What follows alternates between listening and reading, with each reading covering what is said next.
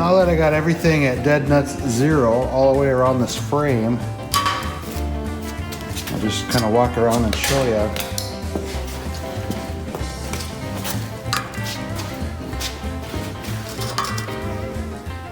That one went way off. I might have to do a little tweaking here because when I set that other side up, I might have to tweak this a little bit once I get a couple tacks on it. Just wanted to show you guys. I've cut some 1/4-inch plate for bracing on my Z in the rear. You should always brace these up. I've seen a lot of people that don't, and to me that's pretty scary. So basically I just got some 1/4-inch plate. You know, I'll be putting this on there as well on the top. I just used some stuff. Actually, it was an old semi-truck frame that I found, and I buzzed some out at work on the plasma table. If you got access to that, it makes things real easy. And then I'm gonna box it in, of course. But I would not trust just having this welded. I'm a fairly decent welder, but I still wouldn't trust that, especially depending on how much horsepower you're gonna run, you know, for your rear end. It's coming along. As soon as I get this done, I can get my 4 links set up. Again, all I did was weld this onto the axle on each side. So I can have my ride height set, which is, you want about 3.5 inches from the pumpkin. I just picked up this other piece of a hot rod frame from somebody. I decided not to use it. I'm just gonna have it sit up over the pumpkin. If I went this route, it would sit a little bit lower, which doesn't really matter to me because I'm gonna be sticking my fuel tank built into this, and somewhere in the battery, I'm gonna be sinking a keg into that somehow, sitting right back there. That's the nail head I'm putting in there. Should be a fun torquey motor, so I need the support, you know, on my rear Z. Once I get the rear end set up on it, then I can cut the body out, the bottom out, slip it over the frame, and then I can, once I get that set in, then I can Z the front and get everything else welded in. My front horns and my transmission mount, I can get that all set up. Stuff will really start flying when I get to that point. So trick is just getting a good solid frame ready. And I'm working on my front end right now. I'm taking some leaves out of that. This is out of a 40 Ford front end. Went with that because it has juice brakes. Take some leaves out of it and you know, split the wishbone, and I'm going to use those for my front. And I'll have a rolling chassis here soon.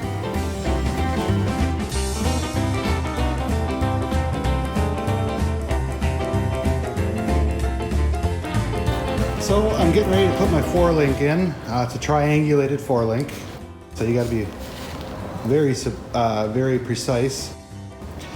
Basically, I'm getting everything level. When you don't have a frame table, just get your whole frame and everything 100% level. You can see I'm pretty close there. Also, you want to figure in your pitch of your rear end here. So I'm a little high there. I'm going to adjust that, but pretty much what I do is just get a little wedge and I can bring it down slightly. That usually dials it in pretty quickly. And then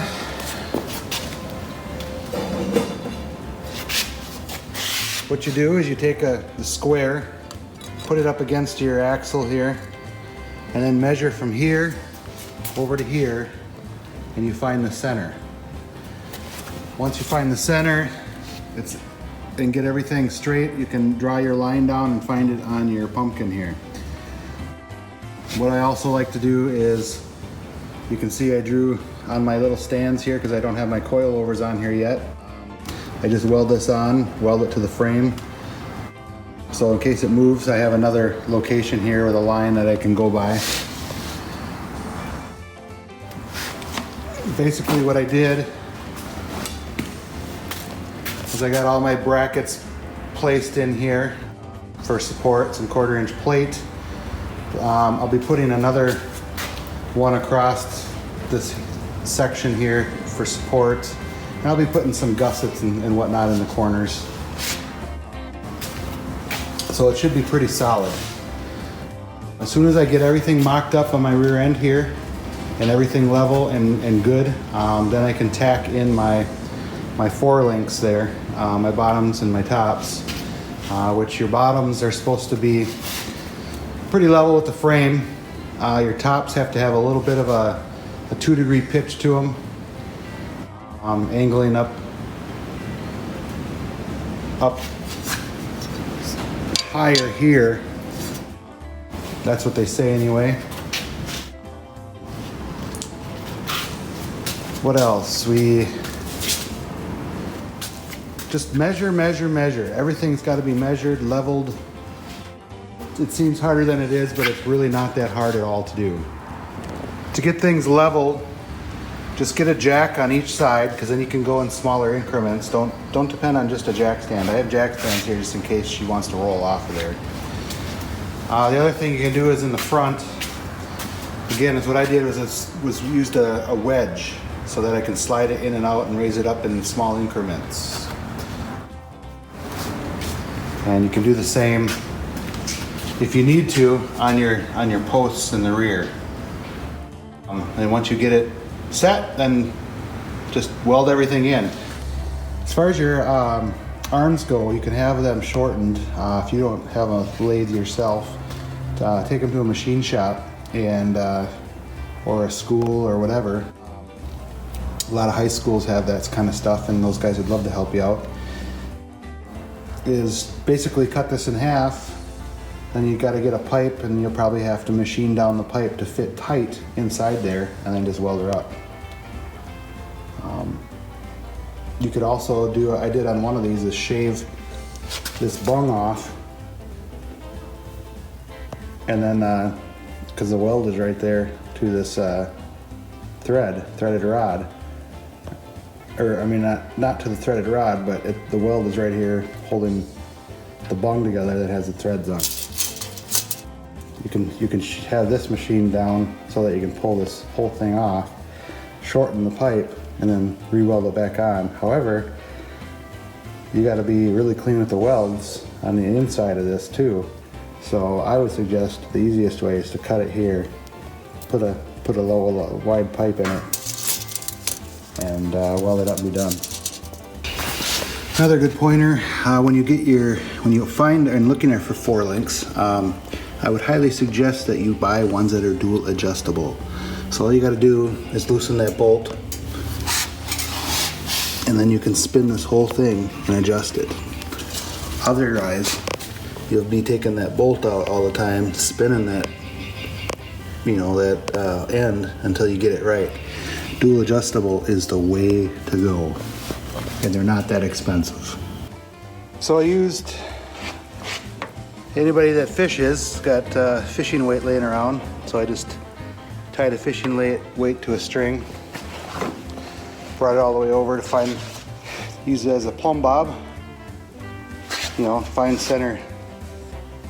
center of the axle.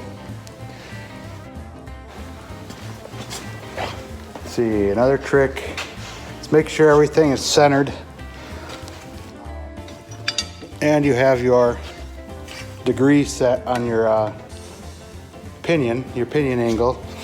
But then just take a square, put it on your axle shaft end here, and go straight up, and then use your tape measure just like I did over here. And then you find your center piece, which I marked right there, which translates down to your pumpkin.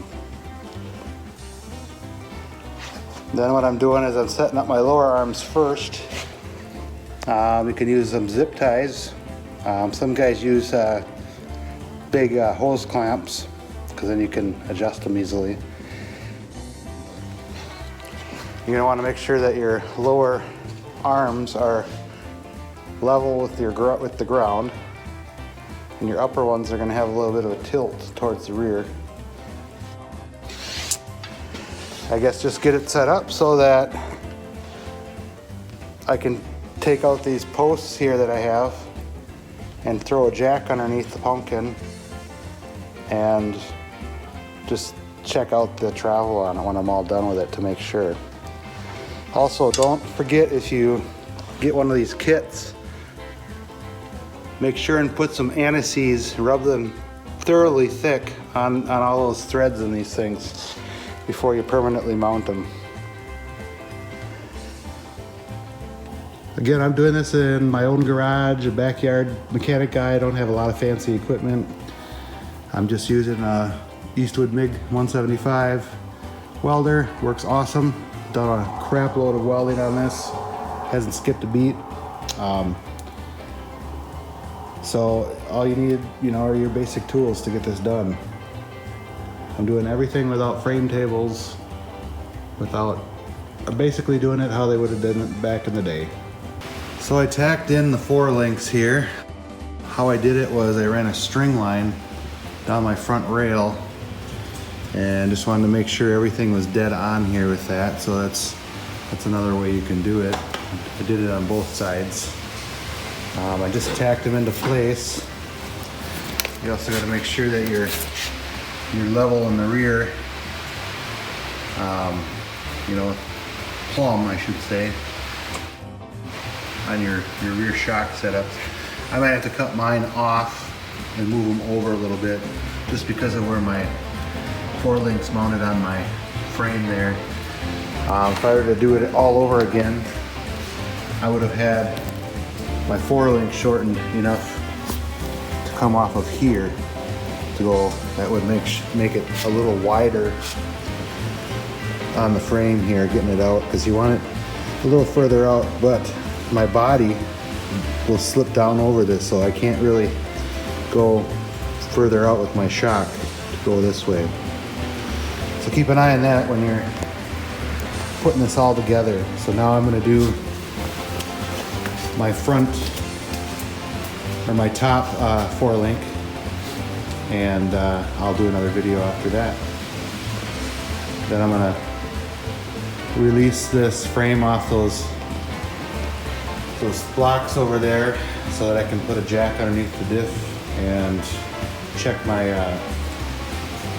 my free play on the 4 link so that I can know if make sure there's no binding or anything on it before I fully weld everything in.